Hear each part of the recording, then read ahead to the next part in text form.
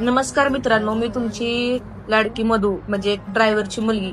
तुम्हाला तर माहितीच आहे, मी ड्रायव्हरवरती व्हिडिओ काढते. माझे पप्पा ड्रायव्हर आहेत. तर आज 6 दिवस झाले पप्पा तामिळनाडूमध्ये गेलेत.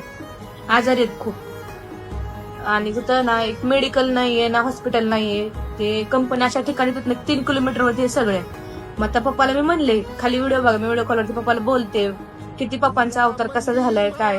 त्यांना मी म्हणलं जाऊ तुम्ही हॉस्पिटलला, तर म्हणले मी गाडी सोडून कसं जाऊ शकतो बाळा, म्हणले जाऊ दे पुण्यात आल्यानंतर जातो. तर एक ड्रायव्हर त्याच्या अंगावर आलेलं दुःख असो किंवा अनेक गोष्टी तो अंगावरती झेलून घेतो त्याच्या. तर तुम्ही काय म्हणता की ड्रायव्हरची लाईफ लय चांगली, ड्रायव्हरचे असं ड्रायव्हरचं तसं. तुम्ही ड्रायव्हरची रियालिटी बघा रे. या घरच्याला किती काय होते. जो ड्रायव्हर आहे ना त्याच्या घरच्यालाच माहित असतं, त्याच्या बायकोला, त्याच्या आईला, त्याच्या बहिणीला, त्याच्या मुलगीला आणि मुलाला, त्यांच्या घरच्यालाच माहित असतं की ड्रायव्हर हा काय आहे.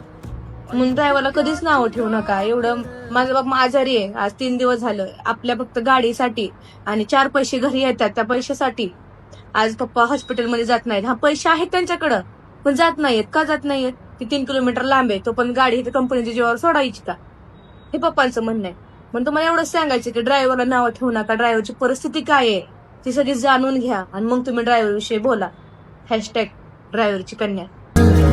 लई अवघड हाय गाड्या.